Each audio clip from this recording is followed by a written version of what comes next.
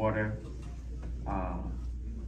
wherever our families have dispersed from the island, we have done a very good job of connecting across the water. Some of our family went to, as you know, in the nearby area, went to Tybee. Some went to Savannah, hub of Savannah, Hilton Head, Bluffton, wherever. And if you think about it, long before, not even the cell phone now, long before the landline, which we got on Daufuskie around 71, 72, we were doing a pretty good job of staying in touch. Our family on, say, Tybee, the Brown family, which is a part of the Bryan family. They would come over, spend a week in the summer with us, and all our families would come over. So we knew our family very intimately long before the phone. So not having the cell phone or anything, there's no excuse. But I just want to give you a little brief idea of some things on the island. And the time period I'm talking about when we were roughly about probably 98% of the population, 97, 98%. And today we are somewhere around 4% of the population. So it gives you a sense of that dramatic shift. But we've never been without struggle. On the island, there have always been some organizations that you might didn't know about. We had what I call the Mason Brotherhood, or the Masonic Prince Hall Mason, the Eastern Star, and then somewhere earlier I was talking to Mr. Holmes. There was a tragedy close between the Masonic Brotherhood and some of the family on the north end where the Masonic Hall was. And I kind of split for a while, Kim, that was called the Other Brothers, which was a kind of splinter from the Mason. You might not know that. But one of the things the families understood, that in the midst of tragedy, the struggle was more important. And it wasn't long that they reunite, and then later it was moved to the south end, where we've had the Oyster Shuckers Society, we had the Willing Workers, we had the Improvement Club, the Community Improvement Club, and the PTA, heavily with Ms. Frances Jones and others. So all along we have had that. And then some of us who had gotten early in on that struggle, we came along, joining the struggle.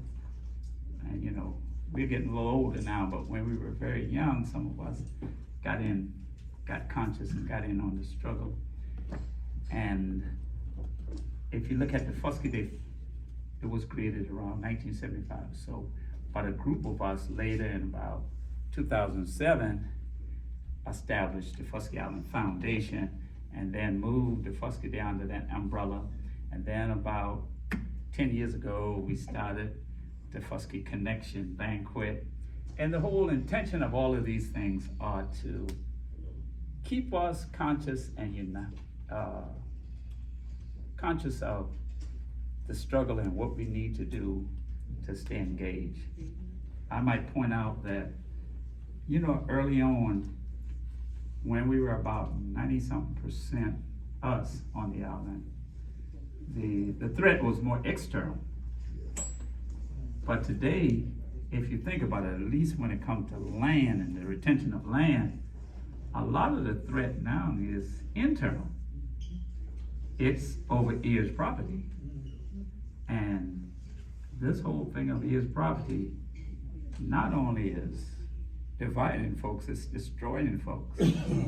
Close family, stop speaking to each other, taking each other to court, all kind of things we go through. So one of the things we had to reach out to, the Center for the Preservation of Ears Property is in Charleston.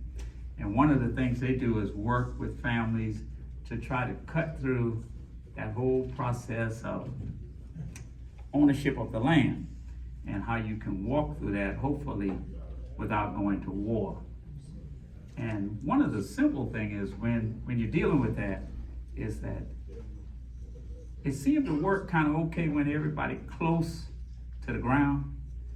But by the time people move away and somebody went to Boston and somebody went to New York and somebody went here, and then they have children who are not connected at all, but as that earlier crop die off, then these people are now the owner of that property, have no connection whatsoever to it, just see it as a piece of land on the island, and hopefully can get a few dollars out of it.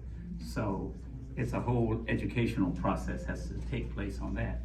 So basically I wanna just encourage you to support the work, and some of the things we have tried to do is, prior to the pandemic, assist a number of families with a tax relief.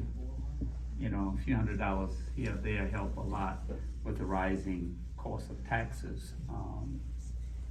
I was looking at one of my mother's tax receipt the other day because she kept things always. One piece of property we had was about less than $3. That costs over $1,000 now in taxes. So we have a new set of challenges today, and I just want to encourage you to be supportive. If any one of you connected in any way to Daufuskie would like to be a member, it's $50 a year.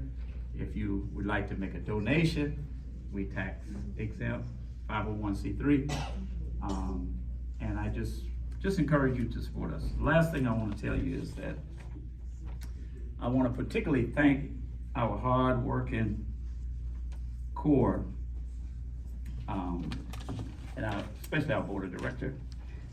Just want to name out a few people. You can raise your hand if you're around. Everybody not here tonight. Ernest Wiley, vice president over there. Christine Wiley, vice treasurer. Mary Simmons, treasurer. Laverne is not here tonight. Henrietta Wiley West over here on the board. Henry Simmons. And we just thank you. And I'm hoping that soon, I still have a little energy, but I'd like to work myself out of this and be an advisor at some point soon. Thank you very much. All right.